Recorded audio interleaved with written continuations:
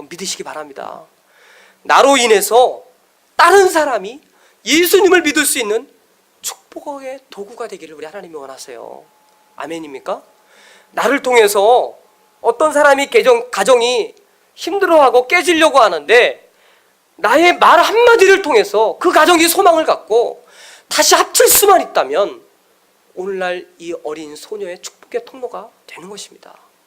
나로 인해서 정말 직장 사업장에서 직장 상사에게 구박을 받고 사표를 던지고 싶은데 나를 통해서 위로를 받고 다시 한번 일어설 수 있는 힘과 용기를 얻는다면 난 축복의 통로인 것입니다. 나로 인해서 저 오지에 가서 일본에 방사능이 있는 그 자녀들이 방사능을 통해서 갑상선에 그러한 위협을 얻을 수 있는, 그죠? 다양한 기형아나 다양한 그러한 암에 걸릴 수 있는 그러한 환경 가운데 있어서 그래도 복음을 들고 한 손에 사랑을 들고 한 손에 예수의 복음을 들고 선교를 하는, 나를 통해서 나로 인해서 그를 기도해 줄 수 있고 나를 통해서 나로 인해서 그에게 조그만 물질로 후원할 수 있다면 나도 오늘날 이 어린 소녀의 축복의 통로가 되는 것입니다. 나로 인해서 질병 가운데 아파하고 고통스러운 그런 성도분들이 있다면 나로 통해서 말 한마디라도, 전화 한 통화라도, 문자 하나라도 그를 위로해 줄 수 있다면 오늘날 우리는 축복의 통로가 되는 것입니다. 아멘입니까? 나로 인해서 어떤 사람이 굉장히 고통 가운데 있고 어떤 사람이 무목적인 인생을 살아가고 있는데 나로 인해서 그 사람이 인생의 비전과 진정한 인생의 목적을 발견할 수만 있다면 나도 축복의 통로가 될 수가 있는 것입니다. 여러분, 바로요 하나님께서 오늘 이 나아만 장군과 어린 소녀를 통해서 우리에게 주시는 하나님의 마음이 있어요. 나도 축복의 통로가 될 수 있다는 사실입니다. 우리 서로 인사하십시다. 우리 축복의 통로가 되십시다. 네, 흔들어 깨우시면서 당신은 축복의 통로입니다. 네, 굉장히 중요한 말인데, 자, 근데요 우리가 잘못된 편견이 있어요. 목사님 그렇게 설교는 하시지만 축복의 통로가 되려면 그래서 좀 가진 게 있어야죠. 여러분 어린 소녀를 보세요. 뭐가 가진 게 있어요? 이거를 통해서요 하나님이 우리에게 가르쳐 주시는 게 있는 줄 아세요? 뭔지 아세요? 많이 가진다고 해서 축복의 통로가 되는 게 아니에요. 어떤 사람은 또 그래요. 내가 목사님 내가 어른이 돼야 무슨 축복의 통로가 되죠? 어린 소녀예요. 우리 중고등부 친구들도 축복의 통로가 다 될 수 있어요. 응? 또 보세요. 어떤 사람은 그래요. 목사님 제가 어떠한 은사가 있어야 되고 제가 어떠한 능력이 있어야 축복의 통로가 되죠. 이 어린 여종에게 무슨 은사가 있었습니까? 무슨 여러분 능력이 있었어요? 아무것도 없어요. 가진 것도 없었어요. 배운 것도 없었어요. 누가 봐도 포로로 잡혀와서 종살이를 하고 가난하고 불쌍한 소녀예요. 여러분, 축복의 통로가 되는 것은 많이 배워서가 아니에요. 많이 가져서도 아니에요. 어떠한 은사와 어떠한 능력이 있어서도 아니에요. 마음만 있으면 될 줄로 믿습니다. 할렐루야. 하나님의 이 말씀에 정말 여러분 마음만 있으면 돼요. 긍휼히 여기는 마음만 가지면 돼요. 여러분, 누가 이 어린 소녀를 통해서 오늘날 우리에게 주는, 저는 이 말씀을 묵상하면서 굉장히 많이 떠올랐지만 세 가지로 간단하게 어떻게 우리가 축복의 통로가 될 수 있는가, 어떻게 우리가 적용하고 실천할 수가 있겠는가, 누가 하나님의 축복의 통로로 쓰임받는 이러한 가교의 역할을 할 수가 있겠는가. 저는 세 가지로 묵상을 해봤는데요, 이 어린 소녀를 묵상을 가만히 해보면은요, 이 어린 소녀는요 주님에 대한 믿음이 있었습니다. 내가 믿는 그 엘리사, 그 하나님의 종, 엘리사는 누가 기름 부으신 종이죠? 하나님이 기름 부으신 종이잖아요. 그 하나님 앞에, 그러니까 엘리사에게 간다라고 하는 것은, 엘리사는 오늘날에 오실 메시아의 모형입니다. 예수님 앞에 가기만 하면 어떻게 된다고요?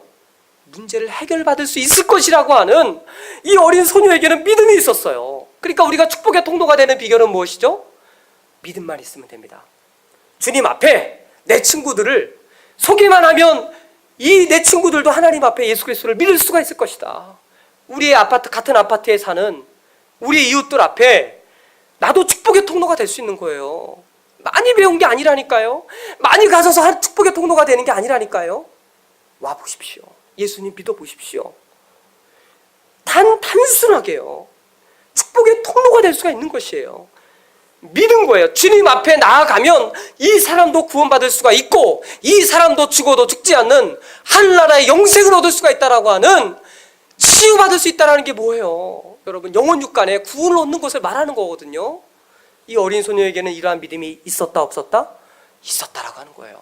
두 번째는요, 진실한 마음을 가진 그런 어린 소녀의 마음을 우리가 통해서 축복의 통로로 쓰임을 받았습니다. 첫 번째는 믿음이었고 두 번째는 진실한 마음. 이 소녀의 품행을 볼 때 이 소녀가, 여러분 가만히 우리가 한번 생각해 보자고요. 이 소녀가 몇 년 동안 종살이로 그 가정부로 살았는지는 성경 기록하고 있지 않아요? 그러나 종살이로 살면서 맨 부인 욕하고, 그죠? 응? 맨 불평하고 원망하고 한탄하고, 일을 시키면은 여러분 콧방귀도 끼지 않고 심리적으로 주인을 힘들게 하고, 이러면은 여러분 이 여주인이 그런 얘기를 듣고 어떻게 생각했을까요? 나병을 치유받는다고? 너나 치유받아라 그러죠. 너나 가서 치유받아라. 그러니까요, 사람은 진실한 사람이 얘기하면 여종의 말도 듣는다 안 듣는다? 듣는 겁니다. 그러니까요, 우리가 그런 말이 있어요. 우리가 자녀에게도 배운다라는 말이 있어요.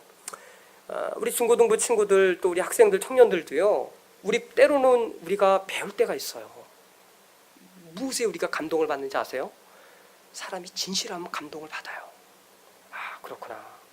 그래서 존 칼빈은 우리가 믿음으로 구원을 받지만 우리가 성화로 구원을 이루어야 한다라고 말했습니다.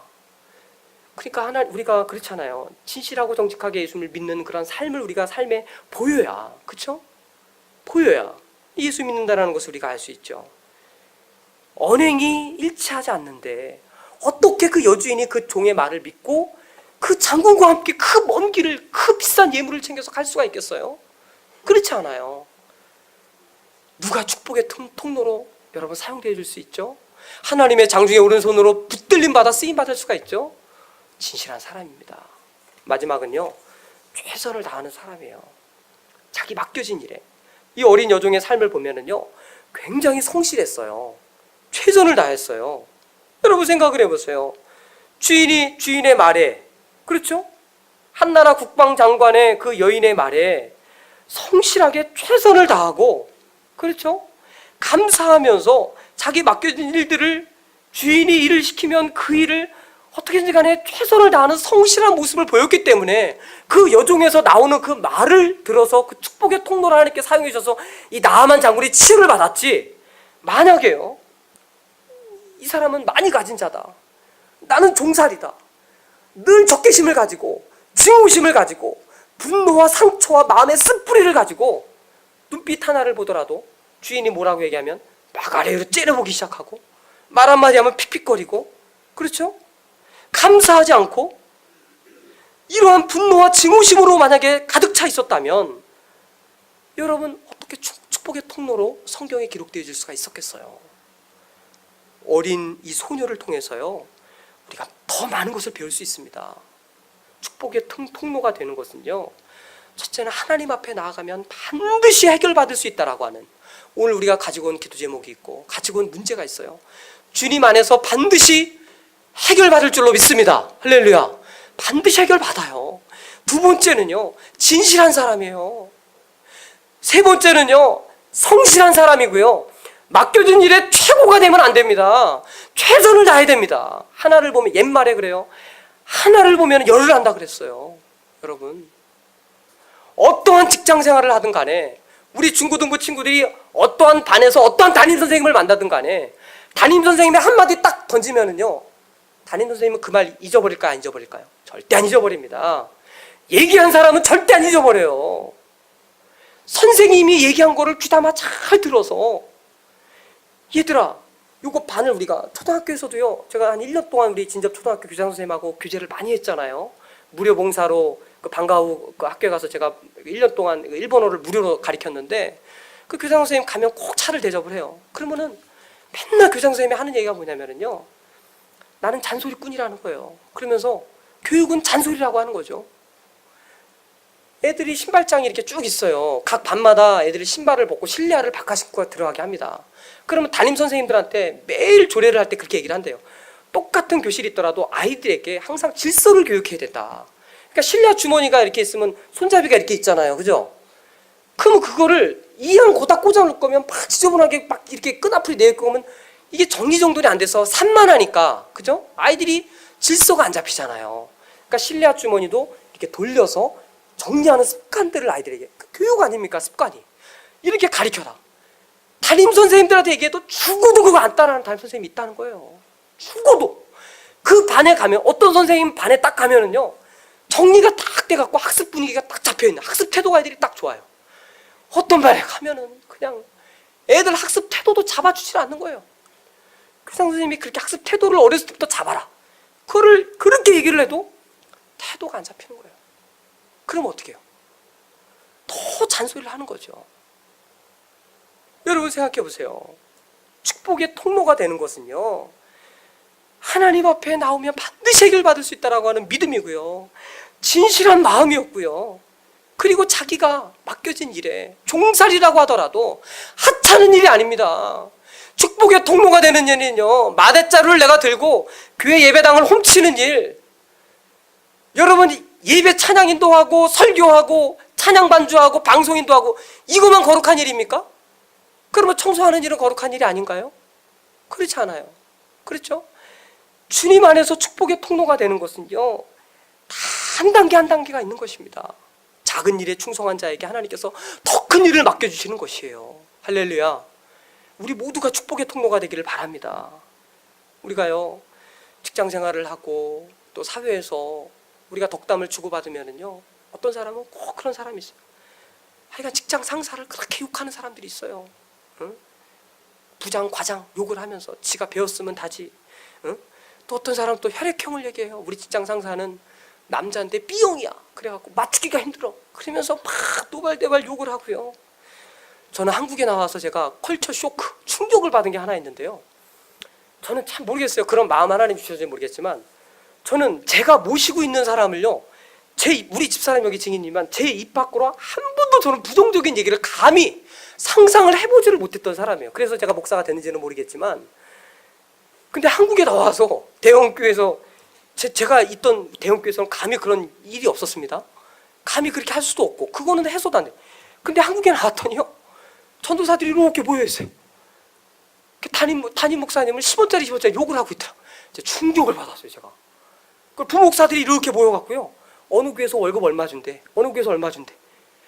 제가 충격을 받았어요. 그걸. 전 일본에 있을 때 사례비 한 푼 받지 않고 했거든요. 자비량으로. 내가 신문 배달하면서. 왜 교회에서 사례비를 받습니까?